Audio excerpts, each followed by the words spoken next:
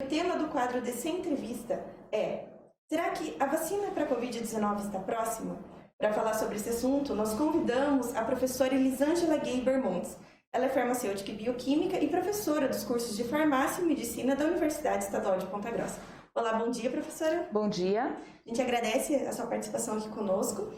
E para começar a nossa entrevista, eu gostaria que a senhora me explicasse como se produz uma vacina, antes da gente contextualizar o tema da nossa entrevista, né? Sabemos que existem testes em animais, testes em humanos, mas qual o passo a passo para que isso ocorra? Bom, uma vacina ela depende de várias fases e isso é algo que tem uma questão bastante importante em relação ao tempo, né? Não é algo que você dependa de uma máquina realizar esse processo e saber exatamente quando essa máquina vai terminar alguma coisa.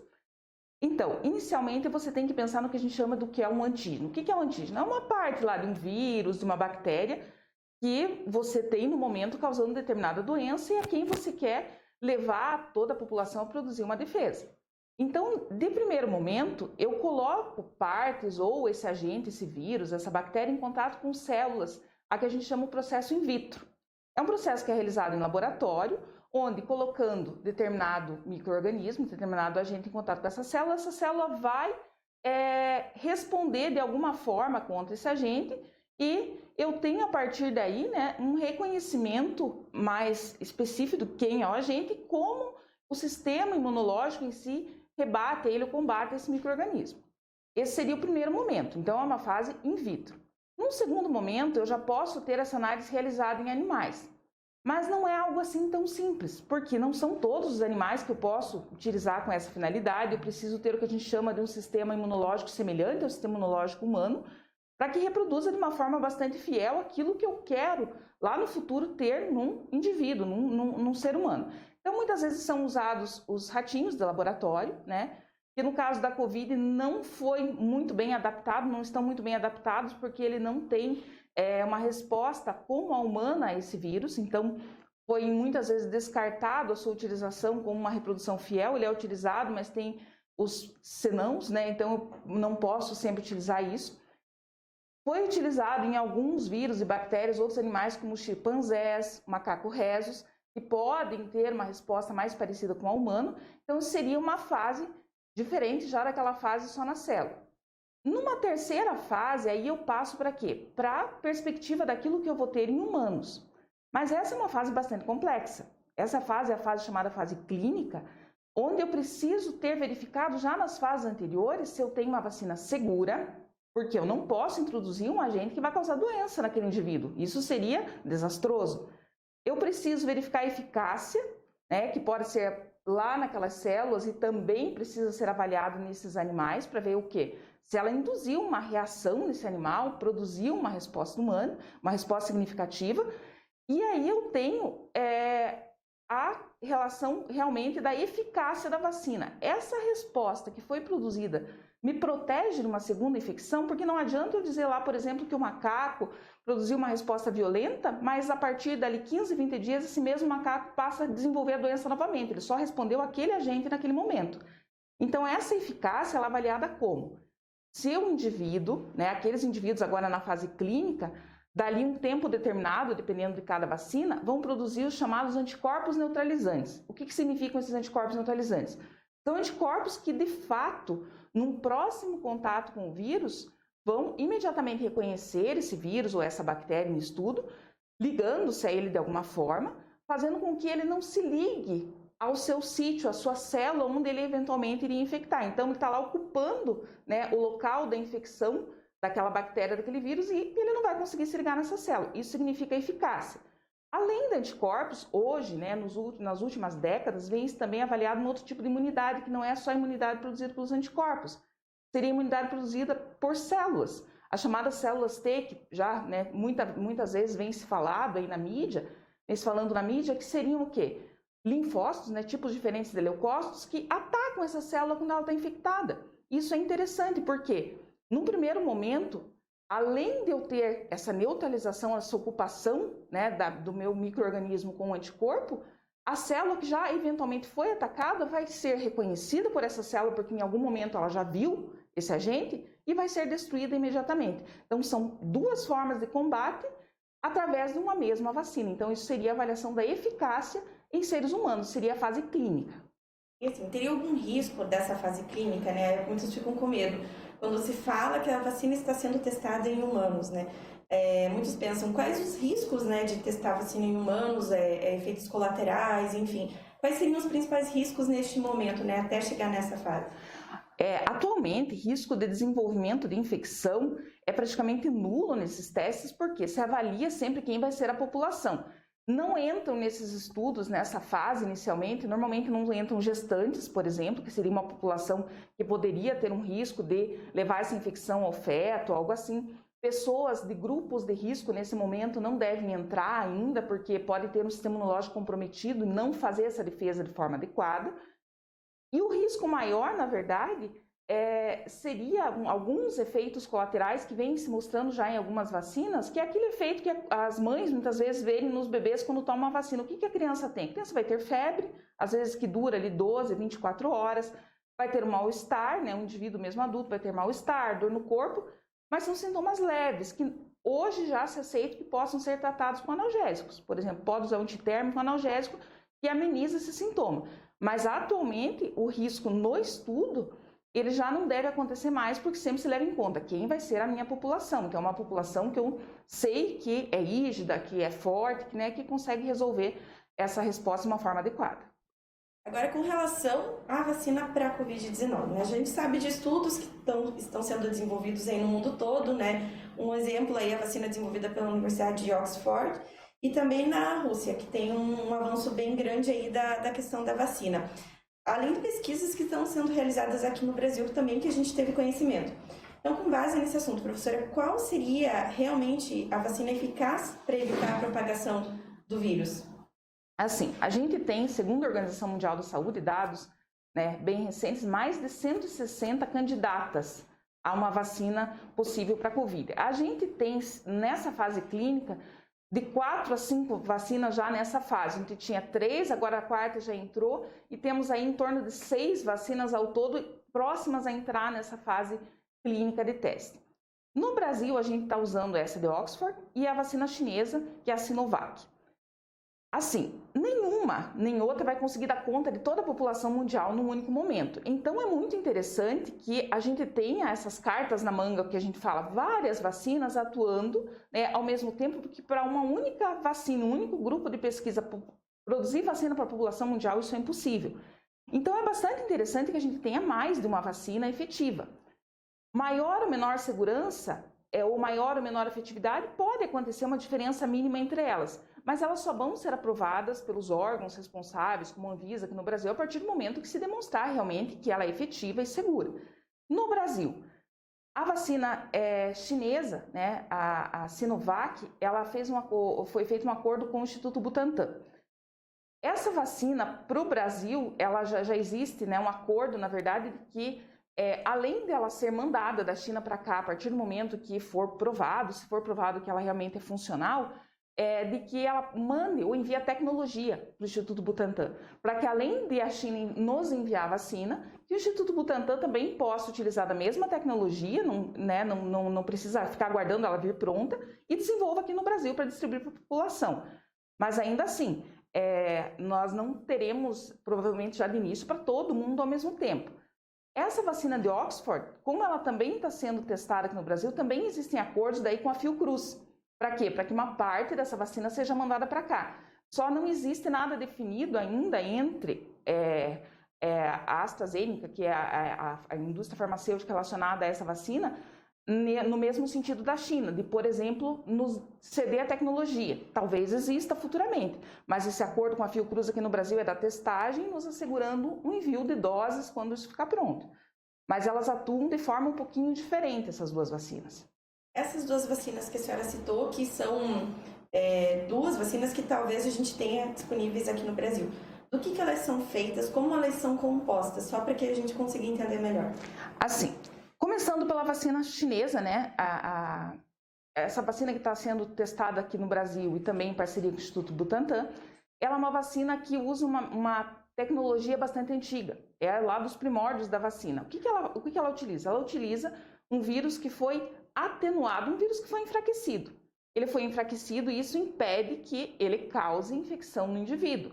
O objetivo dessa vacina é que ela leve o indivíduo a desenvolver uma resposta, né, contra esse vírus. O teu sistema imunológico já vai ter visto aquele vírus em algum momento. Quando você entrar em contato novamente com aquele vírus, vai te proteger a princípio.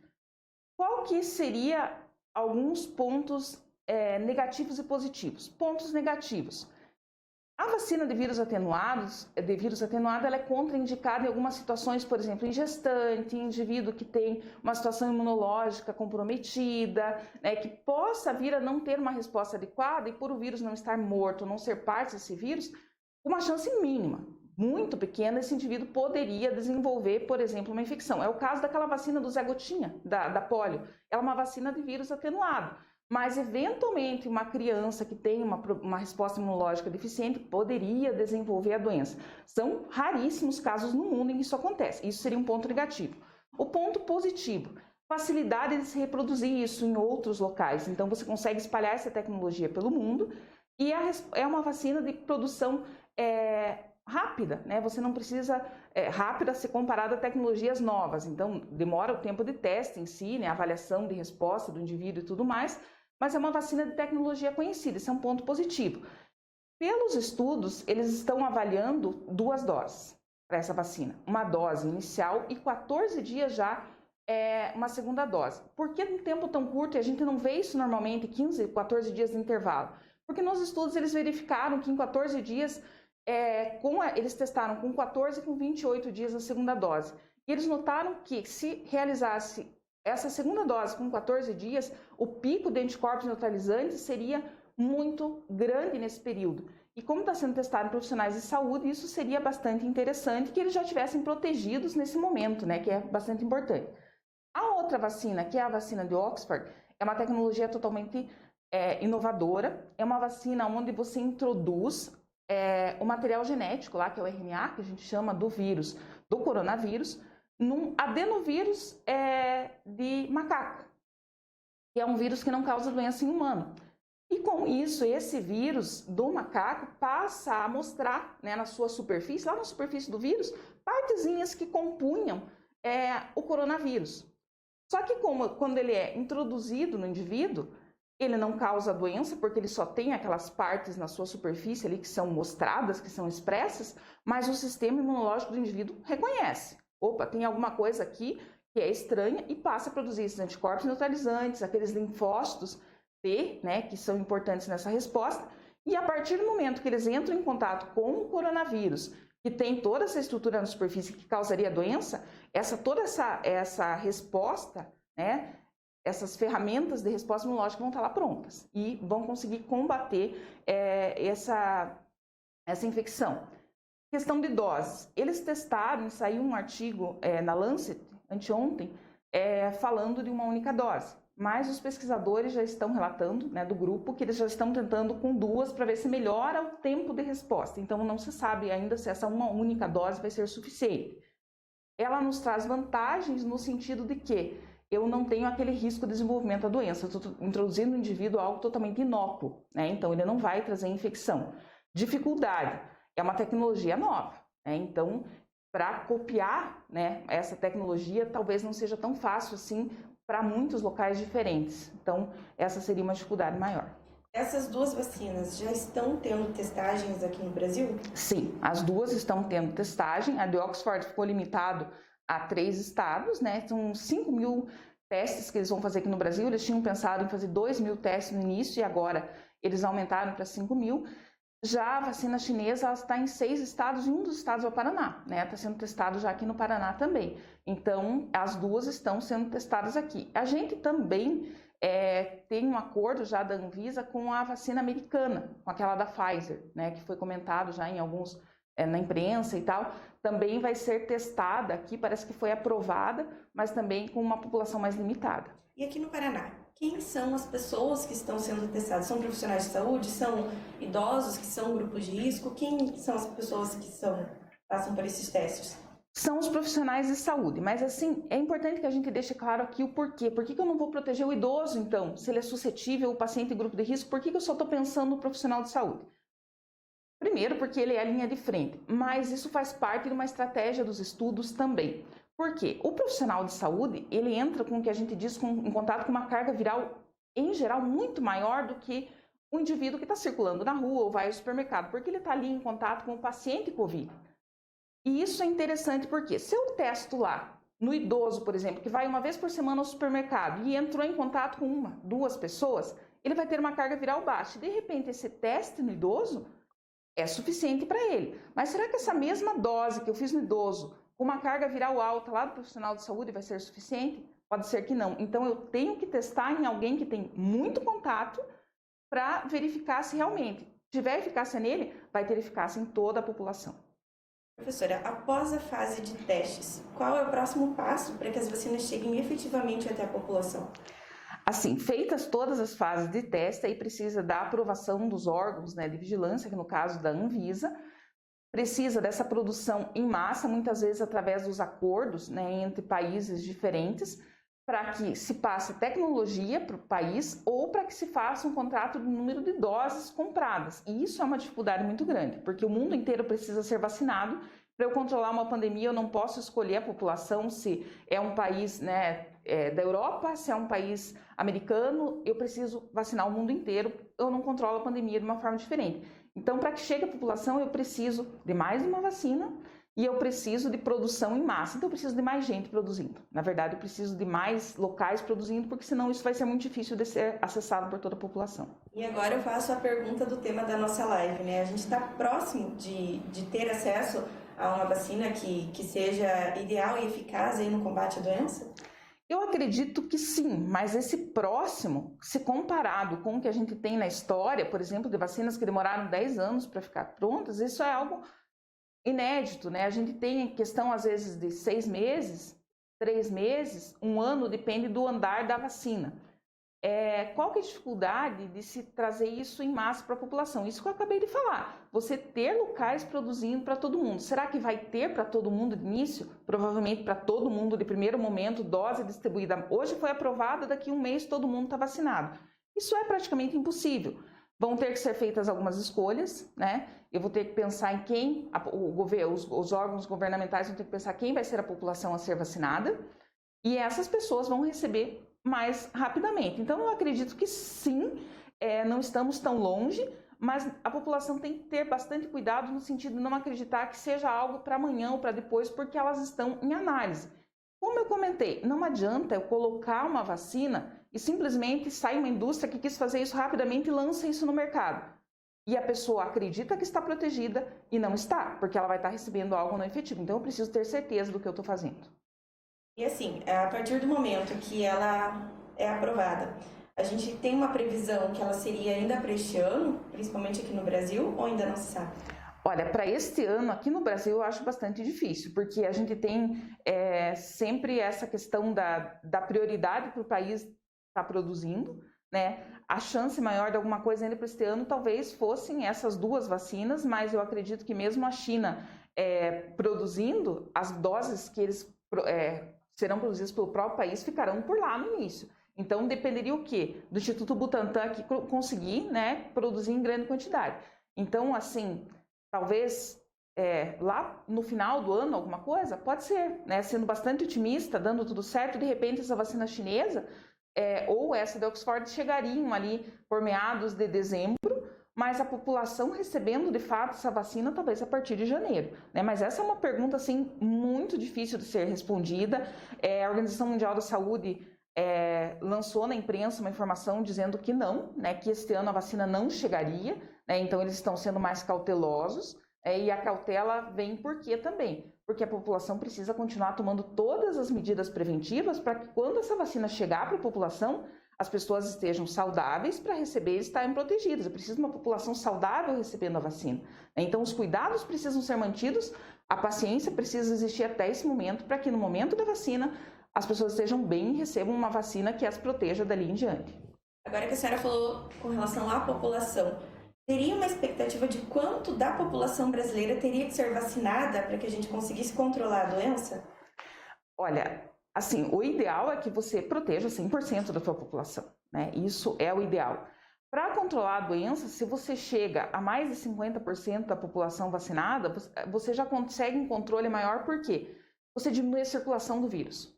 Ele vai entrar em contato com alguém que ele não tem como infectar, e a partir dali, aquele indivíduo vacinado já não transmite mais. Se ele entra em contato com aquelas duas pessoas não vão ser contaminadas pelo vírus, assim por diante. O ideal, 100%. Mas a partir de 50%, a gente já tem uma segurança maior de que o vírus pare de se disseminar, né, no meio da população. Nós sabemos também que o uso de alguns medicamentos, se usados com frequência, o organismo ele acaba criando uma resistência, né? É muito o que se fala. Me corrija também se eu estiver errada. E com relação à vacina para a Covid, né? A gente está em fase de testes de uma primeira que está sendo desenvolvida, mas ao longo dos anos, essa vacina ela teria que ser modificada, assim como ocorre com a vacina do H1N1, por exemplo? Aí nesse caso não seria bem uma resistência à vacina, é o vírus que faz mutação. Como ele é um vírus novo, a gente sabe que ele já sofreu mutação desde que ele começou lá na China, mas não são mutações assim tão significativas. Sabe-se que o perfil genético do vírus da China era diferente do que apareceu na Itália e na Espanha, por exemplo, e que a gente tem aqui um terceira ou quarta variante, é o mesmo vírus, né, mas tem variantes genéticas. Isso poderia ter que levar a reforços anuais ou revacinação anual, como é o caso, por exemplo, da H1N1. Mas isso vai depender justamente dessa observação do tempo. Quanto tempo esses indivíduos vão se manter protegidos àquele vírus e qual o grau de mutação ele sofreu durante esse um ano. Então, o H1N1 ele tem uma semelhança muito grande com o vírus sazonal da gripe, que é um vírus altamente mutante. Então, o vírus que nos infecta aqui no hemisfério sul, no nosso inverno, pode já estar diferente do inverno do hemisfério norte, porque ele já sofreu uma grande mutação e de repente a vacina que foi usada aqui não funcionaria lá, e vice-versa. E também para o próximo ano a mutação que ele sofreu já foi suficiente para que aquela vacina, como que funciona? O meu anticorpo conhece exatamente esse vírus naquele formato. Qualquer mudança de conformação, de estrutura que ele tenha sofrido, eu já não conheço mais, e ele vai conseguir infectar minhas células e eu não vou mais ter como combatê-lo. Isso para H1N1 e para gripe. Para a Covid, não sabemos ainda. Muitos pesquisadores acreditam que a mutação não é significativa a ponto de precisar fazer essa revacinação anual. Mas isso a gente só vai conseguir ver ao longo do tempo. Então, essa questão da testagem da China, das vacinas que estão sendo desenvolvidas na China e de Oxford, também é um risco, caso dê certo para eles e não dê certo para nós, justamente por conta da questão do hemisfério. Não acredito que a esse ponto, porque justamente eles estão fazendo em populações, por isso a testagem. A China testando aqui eu acho que é algo excelente, porque se sabe que já existem mutações daquele vírus inicial lá e aqui. Então isso vai nos mostrar. Os nossos indivíduos testados aqui vão estar protegidos, vão produzir anticorpos suficientes para essa defesa, por isso essa paciência que as pessoas têm que ter nesse período de observação. Porque como eu falei, não adianta, de repente funcionou lá na China, para aquela variante, e de repente esse vírus sofreu uma mutação extremamente grande e agora para a nossa população aqui não funciona. Ele teria que ser uma vacina que fizesse cobertura mundial, né? Eu preciso conter a pandemia no mundo todo, então não posso fazer vacinas regionais. Não significa, quando eu falei que a vacina, o vírus H1N1 no Brasil não é o mesmo H1N1 dos Estados Unidos. Ele sofre modificações, né? Ele troca de roupa, né, em alguns momentos e acaba driblando o nosso sistema imune. Quero comentar até no início da nossa entrevista que uma dessas vacinas poderia ser aplicada em cerca de 14 dias de intervalo, né?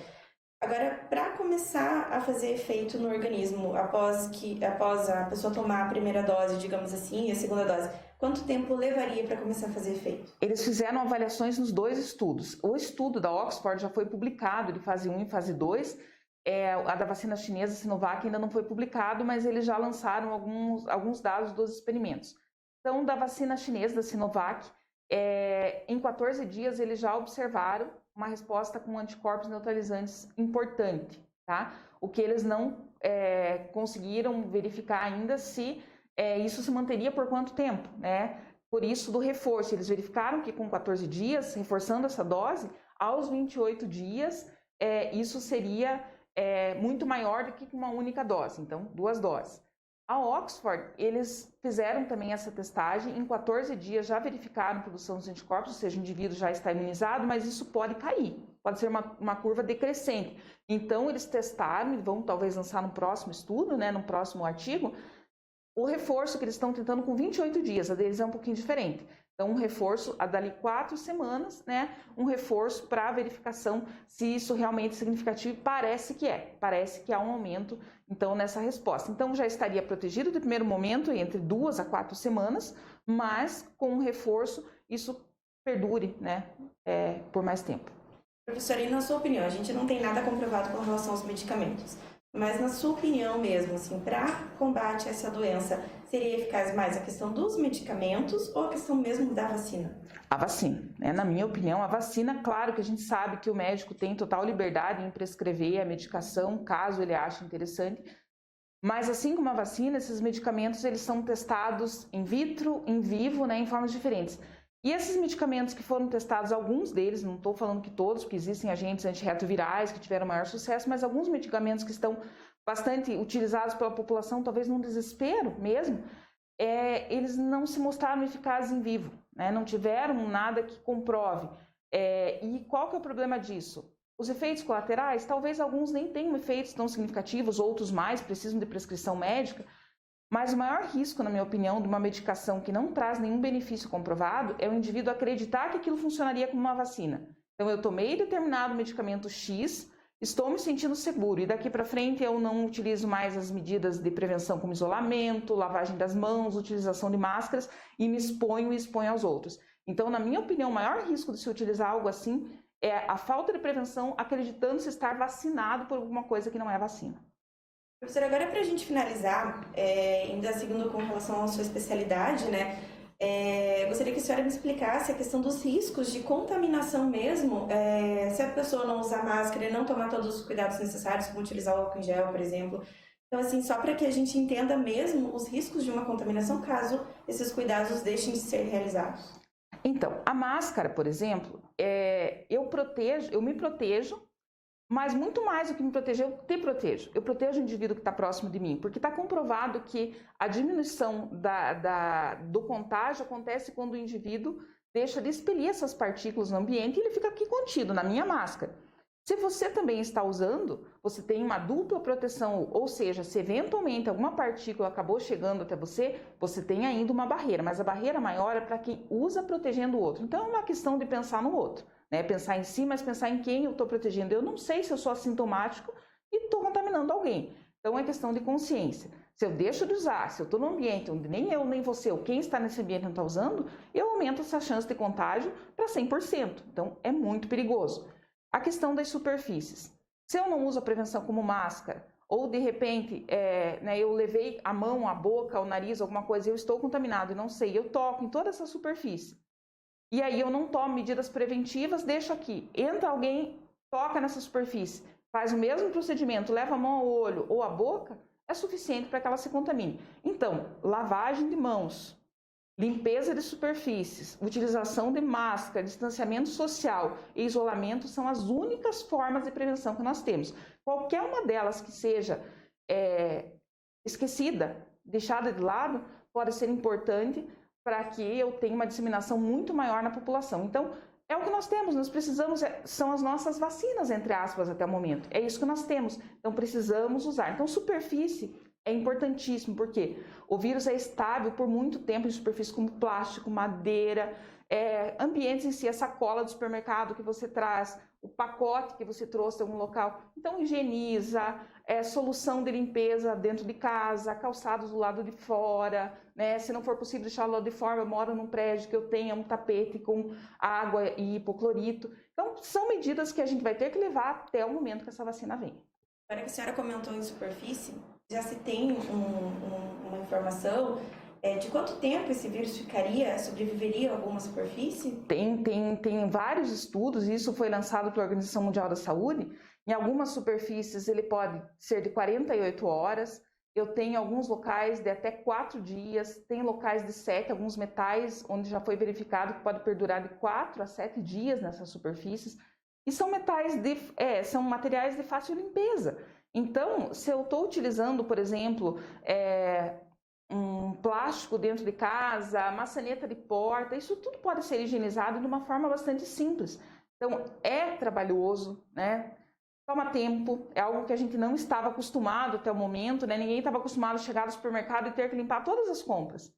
Mas é algo que vai te proteger e vai proteger a tua família. Então, toma um tempinho para limpar isso, porque ninguém sabe exatamente quanto tempo vai demorar para que a gente tenha algo eficaz. E você tem como fazer algo dentro da tua própria casa, prevenindo isso. Então, 4 dias, 2 dias, 6 horas, varia muito da superfície. Como você não vai ter uma tabelinha dentro da tua casa, olha, eu tenho material, só dura 6 horas, vou deixar do ladinho, limpa, né? Faz a higienização lá, uma colher de sopa para 1 litro de água, coloca lá de hipoclorito em água e faz a higienização desse material, você fica mais tranquilo. Antes da gente finalizar, a senhora gostaria de destacar algo mais? Eu acredito que sim, deixar sempre ter a esperança, né? A gente não pode esquecer da esperança de que a vacina está aí.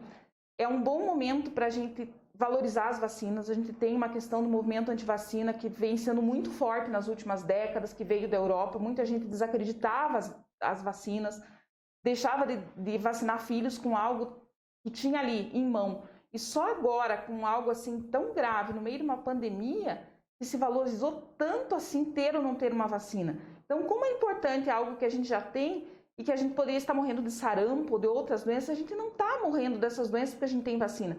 Então, valorizar aquilo que se tem, vacinar contra as doenças que já existem e, a partir de agora, talvez olhar com outros olhos o valor dessas vacinas. O importante é ter paciência, né? Paciência. A gente agradece mais uma vez a sua participação aqui conosco. Essa foi a entrevista da farmacêutica bioquímica e professora dos cursos de Medicina e Farmácia da UEPG, professora Elisângela Gueiber Montes. A entrevista completa você confere nas nossas redes sociais, no nosso canal do YouTube, também no site do Jornal Diário dos Campos e na versão impressa desta sexta. A todos, um bom dia.